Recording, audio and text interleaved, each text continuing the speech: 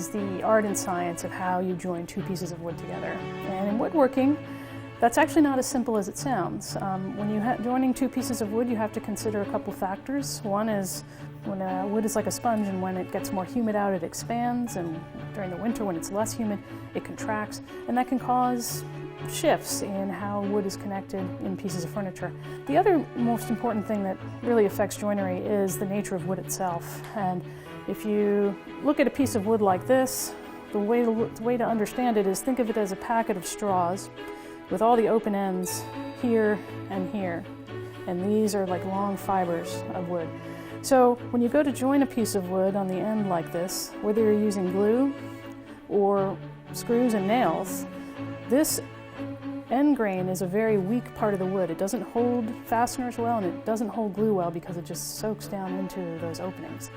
So woodworking joinery has been designed to get around the problem of end grain for the most part, and that's where all these joints come from.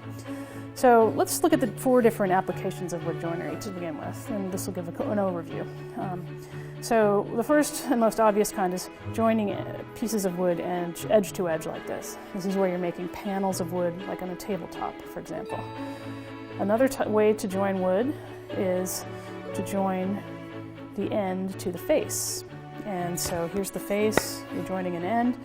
And this kind of joinery, you'll see everything from nails, screws, all the way up to really fancy dovetail joinery.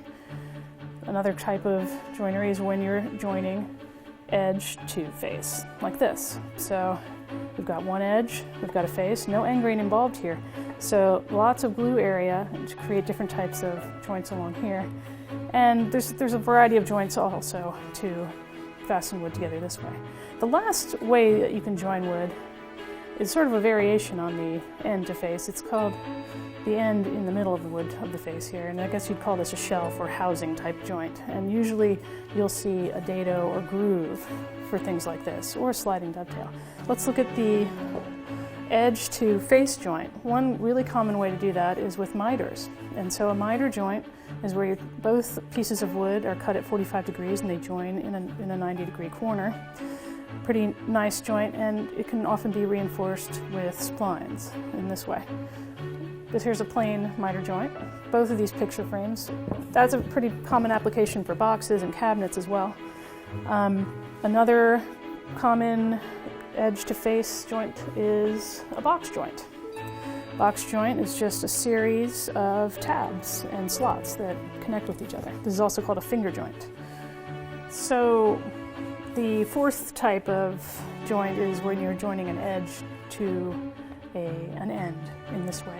And this is a very common joint that's often made with a mortise and tenon as the example. So for instance, this could be a rail of a table, and this could be an apron. So those are the 4 different types, and mortise and tenon is an example of that end to edge joint where you've got a mortise in the end or in the edge of one, and you've got a tenon in the end of the other piece. So in all of these instances, what we're trying to do though, and the whole basis of all this joinery, is trying to create as much long grain surface and as little end grain surface as possible. So like in the mortise and tenon here, we've got these wide faces are all long grain, and they're meeting up with long grain inside.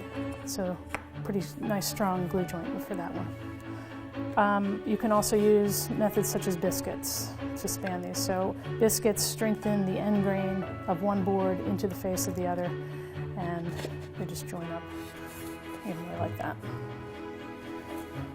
So all of these methods are used to join the wood, create a strong joint without the use of fasteners, and that's in traditional woodworking. You're generally trying to make joints that have mechanical strength, a lot of glue surface area, so that they can hold the wood without having to use fasteners.